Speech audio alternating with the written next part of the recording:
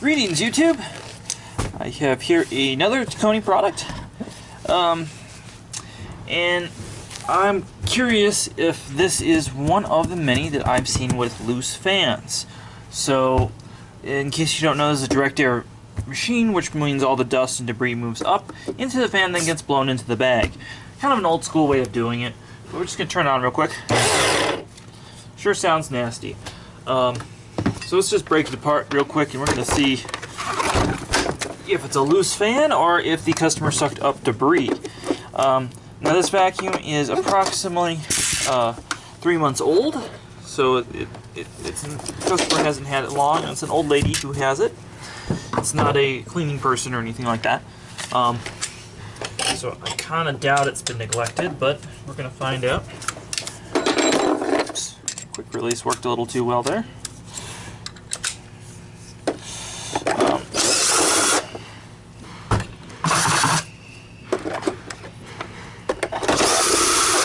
And these are really easy to open up and service like most Tacony products.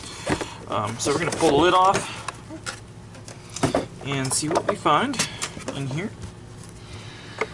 Now, if you're not familiar with a super light or ultra lightweight or freedom or whatever they're calling these things these days, they're pretty simple. You have a motor, you have a fan, you have a brush roller, a bag, and then we have some small circuitry. This is really in case the motor really overworks itself or gets real bound up. Rarely do I see this ever even popped. I have yet to have to replace this thing. I have replaced the ports upon occasions.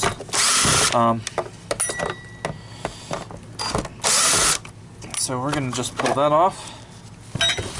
Glance inside. Oh, no, customer did suck something up. See. Huh. That's what was in there.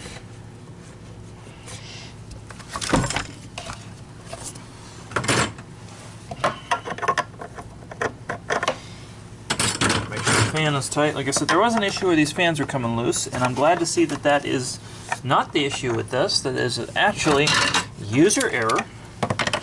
So I take my statement back. Just make sure the fan's tight. It is torqued, so that's a good thing. We're just going to clean this out.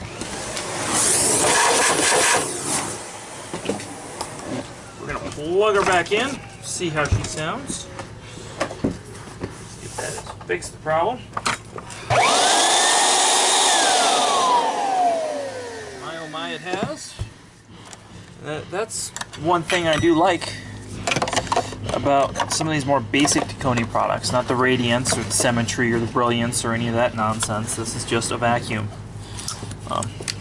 And if anybody from Tacony is listening, please continue to make simple vacuums. Stop making complex things.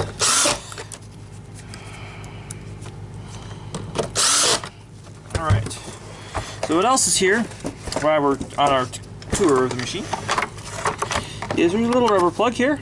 And what this little gap for is, it's for a hall sensor that some of the models have for lifetime belt use. Now, for some reason, that's only on one or two of their uprights. They discontinued it on their commercial machine, and I guess it wasn't too successful. And I'm sure they went through a few revisions. I really wish they would just make them all lifetime belts. It would make things a lot easier for most of their customers, especially considering most people buying this are older and tend not to change a belt themselves. Alright, speaking of belts, we're going to change this one.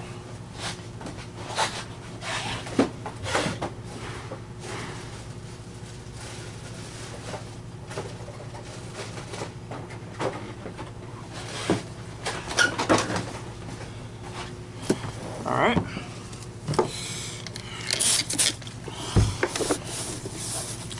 So quickly just cleaning this out. Throw a new belt on here. Brush roller is fairly clean. Must have touched up here with the wheel.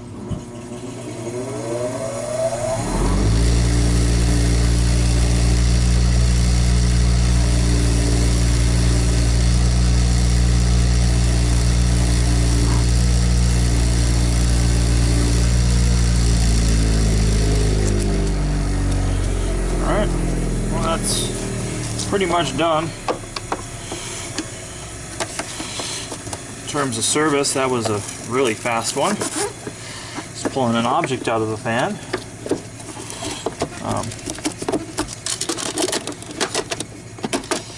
The other curious thing that they did is they used to have little pop tabs where you could get to this without any tools, and now they have these little faux plastic screws, kind of like Miele did and Dyson did on the bottom of some of their cleaners.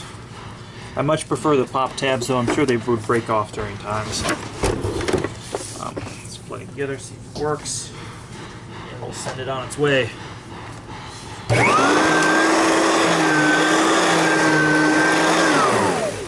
Alright, and you'll notice this is much louder than an Oric or even the Hoover equivalent. It does move a lot of air, but the motors that they use are just louder than most vacuum motors, products of this caliber. So, something just to note. Also, check the bag. Yeah, her bag's mostly empty. In fact, usually I change bags when they come in service, like. But if you look at this bag, it's still white inside, so I'm not even going to change it. I think she must have just changed this before she brought it here. Set tab in there. So this is the curious thing, is this customer was wanting to return this vacuum because she was certain we sold her a bad machine. We tried to screw her somehow. So usually what happens in a vacuum store when somebody comes in and they suck up a metal object is they get charged for having to pull that object out. In this case, I kind of don't want to charge her because she was so upset, but at the same time, this is not Simplicity's deal. This is not a warranty issue. I'm not going to get reimbursement from Simplicity. So I am going to have to charge her a bench fee. Usually a bench fee like this is, you know, about a tank of gas or something like that. You know, it's not very much, but still something we had to do. Anyways, as always, please like, subscribe. Tell me your thoughts or experiences with machines like this.